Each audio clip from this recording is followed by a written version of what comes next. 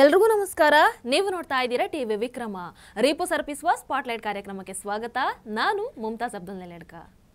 ವೀಕ್ಷಕರೇ, ಒಂದು ಕಡೆ ಚಿತ್ತಾಪುರದಲ್ಲಿ ನವೆಂಬರ್ 2ನೇ ತಾರೀಕಿಗೆ ಆರ್ಎಸ್ಎಸ್ ಪಥಸಂಚಲನಕ್ಕೆ ನಮಗೆ ಅವಕಾಶವನ್ನು ಕೊಡಿ ಅಂತ ಜಿಲ್ಲಾಧಿಕಾರಿಗಳಿಗೆ ಆರ್ಎಸ್ಎಸ್ ಅರ್ಜಿಯನ್ನು ಸಲ್ಲಿಕೆ ಮಾಡಿದೆ. ಮತ್ತೊಂದು ಕಡೆ ಭೀಮ್ ಆರ್ಮಿ ಸಂಘಟನೆ ಕೂಡ ನವೆಂಬರ್ 2ನೇ ತಾರೀಕಿಗೆ ಚಿತ್ತಾಪುರದಲ್ಲಿ ಪಥಸಂಚಲನಕ್ಕೆ ಅವಕಾಶವನ್ನು ಕೊಡಿ ಅಂತ ಜಿಲ್ಲಾಧಿಕಾರಿಗಳಿಗೆ ಅರ್ಜಿ ಸಲ್ಲಿಕೆಯನ್ನು ಮಾಡಿದ್ದಾರೆ.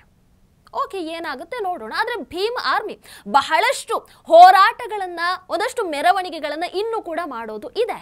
ಆದರೆ ಬಹುಶಃ ಅದನ್ನು ಅವರು ಮರೆತಿದ್ದಾರೆ. ಇವತ್ತಿನ ನನ್ನ ಕಾರ್ಯಕ್ರಮದಲ್ಲಿ ಅವೆಲ್ಲವನ್ನ ಕೂಡ ನೆನಪಿಸುವಂತಹ ಪ್ರಯತ್ನವನ್ನ ನಾನು ಮಾಡ್ತೀನಿ. ಈ ಕಡೆ ಪ್ರಿಯಾಂಕ್ ಖರ್ಗೆ ಅವರು ಕೂಡ ಚಿತ್ತಾಪುರದಲ್ಲಿ ಆರ್ಎಸ್ಎಸ್ ಮಾತ್ರ ಅಲ್ಲ, ದಲಿತ ಸಂಘಟನೆ ಕೂಡ ನೀಲಿ ಶರ್ಟ್ ಅನ್ನು ಧರಿಸಿ ಪಥಸಂಚಲನವನ್ನು ಮಾಡುತ್ತೆ ಅಂತ ಹೇಳಿದ್ದಾರೆ. ಅಲ್ಲ, ಪಥಸಂಚಲನ ಯಾರಾದ್ರೂ ಮಾಡ್ಲಿ, ಯಾರಿಗೂ ಬೇಸರ ಇಲ್ಲ. ಸಂಘ ಯಾವತ್ತೂ ಯಾರನ್ನು ಬೇರೆ ಅಂತ ನೋಡೋದು ಇಲ್ಲ. ಸಂಘ ಪ್ರಿಯಾಂಕ್ ಖರ್ಗೆ ಅವರ ಈ ಪ್ಲಾನ್ ಪ್ರಕಾರ ಹೊಡೆದಾಡಿ ಬಡಿದಾಡಿ ಸಂಘರ್ಷಕ್ಕೆ ಇಳಿಯೋದು ಇಲ್ಲ. ಇದು ಬಾಬಾ ಸಾಹೇಬ್ ಅಂಬೇಡ್ಕರ್ ಜಿ ಅವರ ಆಶಯಕ್ಕೆ ವಿರುದ್ಧವಾಗಿರುವಂಥದ್ದು. ಪ್ರಿಯಾಂಕ್ ಖರ್ಗೆ ಅವರೇ, ನೀವು ಮಾಡ್ತಾ ಇರುವಂಥದ್ದು ಅಂಬೇಡ್ಕರ್ ಜಿ ಅವರ ಹೆಸರನ್ನ ಬಾಯಲ್ಲಿ ಜಪಿಸೋದು ಮಾತ್ರ ಅಲ್ಲ, ಅವರು ಹಾಕಿಕೊಟ್ಟಂತಹ ಆ ಮಾರ್ಗದಲ್ಲಿ ನಡೆಯೋದಿದೆಯಲ್ಲ, ಅದು ಬಹಳ ಮುಖ್ಯ ಆಗತ್ತೆ. ಪ್ರಿಯಾಂಕ್ ಖರ್ಗೆ ಅವರು ಆರ್ಎಸ್ಎಸ್ ವಿಚಾರದಲ್ಲಿ ನನ್ನಿಂದ ಏನೂ ಮಾಡೋದಕ್ಕೆ ಸಾಧ್ಯ ಇಲ್ಲ ಅಂತ ಗೊತ್ತಾದ ಮೇಲೂ ಯಾಕೆ ಇಷ್ಟೊಂದು ಬಿದ್ದು ಒದ್ದಾಡ್ತಾ ಇದ್ದಾರೆ ಅಂತ ಅರ್ಥನೇ ಆಗ್ತಾ ಇಲ್ಲ. ಮೊದಲಿಗೆ ಸರ್ಕಾರಿ ನೌಕರರು ಸಂಘದ ಪಥಸಂಚಲನದಲ್ಲಿ ಭಾಗವಹಿಸೋ ಹಾಗೆ ಇಲ್ಲ ಅಂತ ಹೇಳಿದ್ರು. ಆದರೆ ಸರ್ಕಾರಿ ನೌಕರರು ರಾಷ್ಟ್ರೀಯ ಸ್ವಯಂ ಸೇವಕ ಸಂಘದ ಜೊತೆಗೆ ಸಂಪರ್ಕವನ್ನು ಹೊಂದೋದು ತಪ್ಪು ಅಲ್ಲವೇ ಅಲ್ಲ ಅಂತ ದೇಶದ ನ್ಯಾಯಾಂಗ ವ್ಯವಸ್ಥೆ ಪುನಃ ಒತ್ತಿ ಹೇಳುತ್ತೆ. ನೀವು ಬೇರೆ ಯಾವುದಕ್ಕೂ ಬೆಲೆ ಕೊಡಲ್ಲ ಬಿಡಿ, ದೇಶದ ನ್ಯಾಯಾಂಗ ವ್ಯವಸ್ಥೆಗೆ ಕೊಡಬೇಕಲ್ವಾ, ಅದಕ್ಕೆ ಬೆಲೆನ ಕೊಡಬೇಕಲ್ವಾ. ಮಾತೆತ್ತಿದ್ರೆ ಸಂವಿಧಾನ ಅಂತ ಸಂವಿಧಾನವನ್ನ ಎತ್ತಿ ತೋರಿಸುವಂಥವರಿಗೆ ಇವೆಲ್ಲ ಯಾಕೆ ಗೊತ್ತಿಲ್ಲ? ಯಾಕಿದೆಲ್ಲ ಅರ್ಥ ಆಗಿಲ್ಲ? ಯಾಕೆ ಆಗಲ್ಲ? ಬಾಯಲ್ಲಿ ಡಾಕ್ಟರ್ ಬಾಬಾ ಸಾಹೇಬ್ ಅಂಬೇಡ್ಕರ್ ಜಿಯವರ ನಾಮ ಜಪಿಸೋರು ಅಂತಹ ಮಹಾತ್ಮನ ಚಿಂತನೆಗಳಿಗೆ ಯಾಕೆ ಗೌರವವನ್ನ ಕೊಡಲ್ಲ? ಆ ಮಹಾತ್ಮ ಹಾಕಿಕೊಟ್ಟಂತಹ ಅದ್ಭುತ ಪಥದಲ್ಲಿ ಯಾಕೆ ಸಾಗಲ್ಲ? ಯಾಕೆ ದೇಶ ಭಕ್ತಿ ನೋಡುವಂತಹ ಕೆಲಸವನ್ನ ಮಾಡ್ತಾ ಇದ್ದೀರಾ? ಯಾಕೆ ಜಾತಿಯನ್ನ ತಂದು ಇಲ್ಲಿ ಸಮಾಜವನ್ನು ನೋಡುವಂತಹ ಕೆಲಸವನ್ನ ಮಾಡ್ತಾ ಇದ್ದೀರಾ? ನೀವೇ ಮಾಡ್ತಾ ಇರೋದು ಪ್ರಿಯಾಂಕ್ ಖರ್ಗೆ ಅವರೇ, ನಿಮ್ಮ ಕಡೆಯಿಂದನೇ ಆಗ್ತಾ ಇರುವಂತದ್ದು.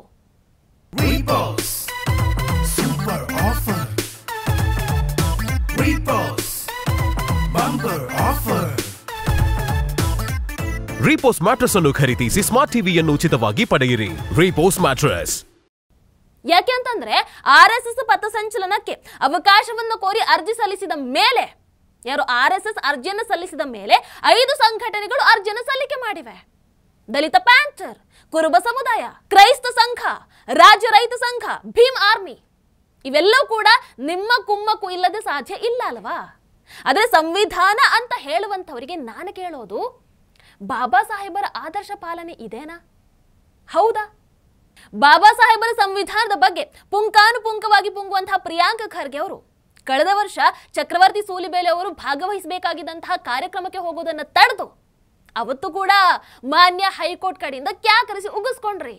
ಈಗ ಮತ್ತೆ ಸಂಘದ ಪಥಸಂಚಲನ ವಿಚಾರದಲ್ಲೂ ಕೂಡ ಸರ್ಕಾರಿ ನೌಕರರಿಗೆ ಅವಕಾಶ ಇಲ್ಲ ಅಂತ ಹೇಳಿ ತಡೆಯೋದಕ್ಕೆ ಪ್ರಯತ್ನವನ್ನ ಮಾಡಿ ಮತ್ತೆ ಹೈಕೋರ್ಟ್ ಇಂದ ಉಗಿಸ್ಕೊಳ್ತಾ ಇದ್ದೀರಾ. ಈ ನೆಲದ ಕಾನೂನಿನಲ್ಲಿ ಯಾವತ್ತಿದ್ರೂ ಕೂಡ ಸತ್ಯಕ್ಕೆ ನ್ಯಾಯಕ್ಕೆ ಮಾತ್ರ ಜಯ. ಪ್ರಿಯಾಂಕ್ ಖರ್ಗೆ ಅವರೇ, ವೀಕ್ಷಕರಿನ್ನು ಭೀಮ್ ಆರ್ಮಿ ರಾಜ್ಯಾಧ್ಯಕ್ಷರಾದಂತಹ ಎಸ್ ತಾವಡಿ ಅವರು ಹೇಳ್ತಾರೆ, ನೋಂದಣಿ ಇಲ್ಲದಂತಹ ಆರ್ಎಸ್ಎಸ್ ಸಂಘಟನೆಗೆ ಸಂಭ್ರಮಾಚರಣೆ ಎಲ್ಲಿಂದ ಬಂತು? ಸಂವಿಧಾನದ ವಿರುದ್ಧವಾಗಿ ಮಾತನಾಡುವಂತವರಿಗೆ ಪಥಸಂಚಲನಕ್ಕೆ ಯಾಕೆ ಅನುಮತಿಯನ್ನ ನೀಡಬೇಕು? ನಾವು ಸಂವಿಧಾನವನ್ನ ಉಳಿಸೋದಕ್ಕೆ ಮುಂದಾಗಬೇಕಾಗಿದೆ. ಆರ್ಎಸ್ಎಸ್ ಕೈಯಲ್ಲಿ ಲಾಠಿಯನ್ನ ಹಿಡಿದು ನಡೆಸುವಂತಹ ಆಕ್ರಮಣಕಾರಿ ಪ್ರದರ್ಶನದ ಮೂಲಕ ಯುವಜನರು, ಮುಗ್ಧ ಮಕ್ಕಳ ಮನಸ್ಸಿನ ಮೇಲೆ ದುಷ್ಪರಿಣಾಮವನ್ನ ಬೀರುವಂತಹ ಸಾಧ್ಯತೆಗಳು ಇವೆ. ಆರ್ಎಸ್ಎಸ್ ಪಥಸಂಚಲನಕ್ಕೆ ಅನುಮತಿಯನ್ನ ನೀಡಿದ್ರೆ ನಾವು ಸಂವಿಧಾನದ ಪ್ರತಿ ಹಾಗೆ ಲಾಠಿಯನ್ನ ಹಿಡಿದು ಪಥಸಂಚಲನವನ್ನು ನಡೆಸ್ತೀವಿ, ಈ ಮಾತನ್ನ ಹೇಳಿದ್ದಾರೆ. ಖಂಡಿತ ನೀವು ಪಥಸಂಚಲನವನ್ನ ಮಾಡಿ, ನೀವು ಮೆರವಣಿಗೆಗಳನ್ನು ನಡೆಸಿ, ಯಾರು ಬೇಡ ಅನ್ನಲ್ಲ. ಆದ್ರೆ ನಿಮ್ಮ ಕಡೆಯಿಂದ ನಡಿಬೇಕಾಗಿರುವಂತಹ ಒಂದಷ್ಟು ಹೋರಾಟಗಳು ಇನ್ನು ಹಾಗೆ ಬಾಕಿ ಉಳಿದಿವೆ. ಬಹುಶಃ ನೀವು ಅದನ್ನ ಮರ್ತಿದ್ದೀರಾ ಅಂತ ಅಂದುಕೊಳ್ತೀವಿ. ಅದನ್ನ ಇವತ್ತು ನಿಮಗೆ ನೆನಪಿಸುವಂತಹ ಪ್ರಯತ್ನವನ್ನ ಮಾಡ್ತೀವಿ ಅಷ್ಟೇ. ಮೊದಲನೇದಾಗಿ ಕನ್ನಡ ಬಿಗ್ ಬಾಸ್ ನಲ್ಲಿ ಅಶ್ವಿನಿ ಅನ್ನುವಂತಹ ಸ್ಪರ್ಧಿ ಎಸ್ ಕೆಟಗರಿ ಅನ್ನುವಂತಹ ಪದ ಬಳಕೆಯನ್ನ ಮಾಡ್ತಾರೆ. ಬಹಳ ತಪ್ಪು ಅದು. ಅದರ ವಿರುದ್ಧ ಆ ಪದ ಬಳಕೆಗೆ ತಕ್ಕ ಶಿಕ್ಷೆ ಆಗೋವರೆಗೂ ಕೂಡ ಭೀಮ್ ಆರ್ಮಿ ಹೋರಾಟವನ್ನ ಮಾಡೇ ಮಾಡುತ್ತೆ ಅಂತ ಯಾವಾಗ ಇಳಿತೀರಾ? ಯಾವಾಗ?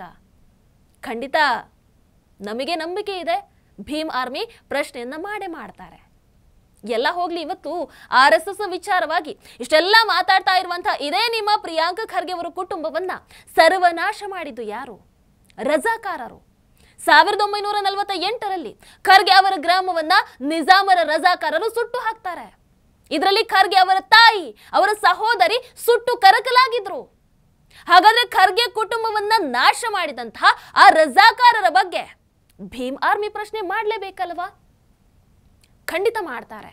ಖರ್ಗೆ ಕುಟುಂಬದ ಪರವಾಗಿ ನಿಲ್ತಾರೆ, ಪ್ರಶ್ನೆಯನ್ನ ಮಾಡೇ ಮಾಡ್ತಾರೆ Bhim army.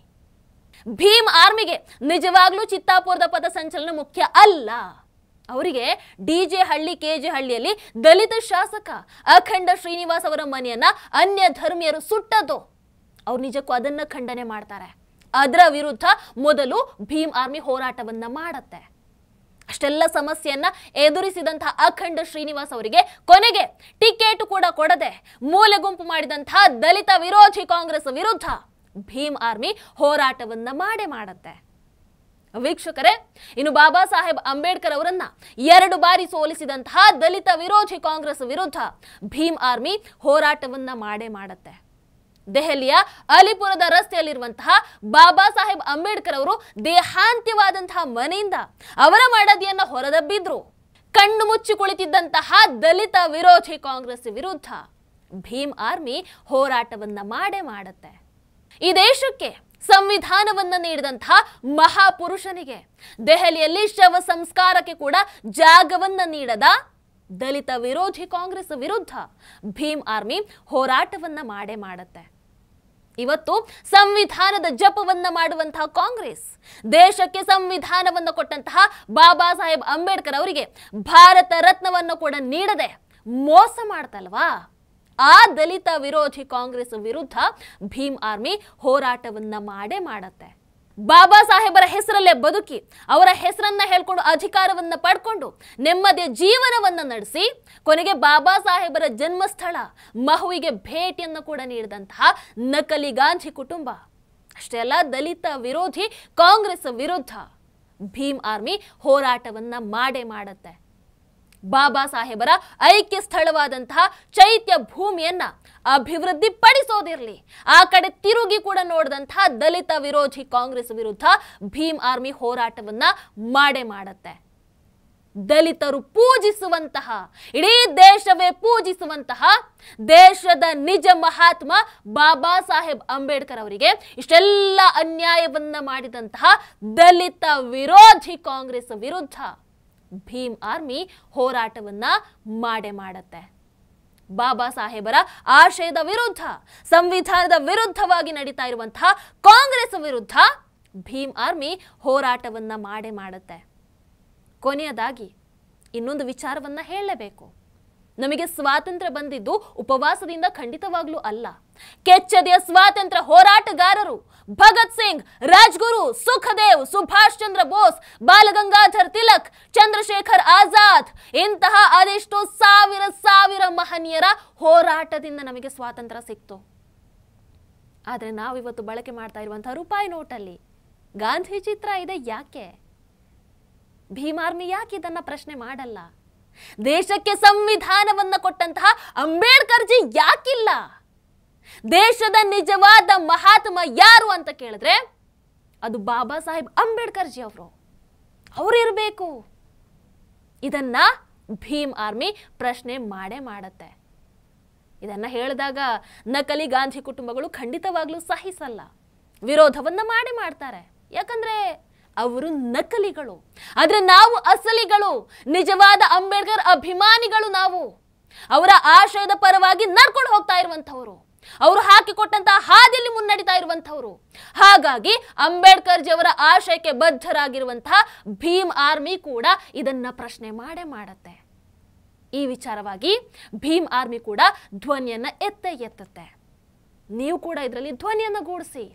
TV Vikrama post card ವತಿಯಿಂದ ದೊಡ್ಡ ಕ್ಯಾಂಪೇನ್ ಅನ್ನೇ ಮಾಡೋಣ. ಬನ್ನಿ, ಭೀಮ್ ಆರ್ಮಿ ನಮ್ಮ ಜೊತೆಯಾಗಿ ಬನ್ನಿ. ಹಾಗೆ ನಿಜ ಮಹಾತ್ಮ ಬಾಬಾ ಸಾಹೇಬರಿಗೆ ಮೇಲಿಂದ ಮೇಲೆ ಕಷ್ಟಗಳನ್ನು ಕೊಟ್ಟಂತಹ, ಅವರಿಗೆ ಅವಮಾನವನ್ನ ಮಾಡಿದಂತಹ, ಅವರನ್ನ ಸೋಲಿಸಿದಂತಹ ಕಾಂಗ್ರೆಸ್ ವಿರುದ್ಧ ನಿಮ್ಮ ಹೋರಾಟ ಯಾವಾಗ ಅನ್ನುವಂಥದ್ದನ್ನು ಕೂಡ ಆದಷ್ಟು ಬೇಗ ದಯವಿಟ್ಟು ತಿಳಿಸಿ. ಈ ವಿಚಾರದಲ್ಲಿ ನಾವೆಲ್ಲರೂ ಕೂಡ ಜೊತೆಯಾಗೋಣ. ನೀವೇನಂತೀರಾ? ದಯವಿಟ್ಟು ಕಾಮೆಂಟ್ ಮೂಲಕ ತಿಳಿಸಿ. ಹಾಗೆ ವಿಡಿಯೋ ನಿಮಗೆ ಇಷ್ಟ ಆದಲ್ಲಿ ಲೈಕ್ ಮಾಡಿ, ಶೇರ್ ಮಾಡಿ. ನಮಸ್ಕಾರ. Repos Super Offer. Repos Bumper Offer. Repose mattress ಅನ್ನು ಖರೀದಿಸಿ ಸ್ಮಾರ್ಟ್ ಟಿವಿಯನ್ನು ಉಚಿತವಾಗಿ ಪಡೆಯಿರಿ. ರೀಪೋಸ್ ಮ್ಯಾಟ್ರೆಸ್. ಟಿವಿ ವಿಕ್ರಮ, ದೇಶ ನಿಮ್ಮ ಕೈಯಲ್ಲಿ. ಈ ಕಾರ್ಯಕ್ರಮ ನಿಮಗೆ ಇಷ್ಟ ಆಗಿದ್ದಲ್ಲಿ ಲೈಕ್, ಶೇರ್ ಹಾಗೂ ಕಮೆಂಟ್ ಮಾಡಿ. ಟಿವಿ ವಿಕ್ರಮದ ಕಾರ್ಯಕ್ರಮಗಳನ್ನು ನಿರಂತರವಾಗಿ ವೀಕ್ಷಿಸಲು ಸಬ್ಸ್ಕ್ರೈಬ್ ಮಾಡಿ, ಬೆಲ್ ಐಕನ್ ಒತ್ತಿ.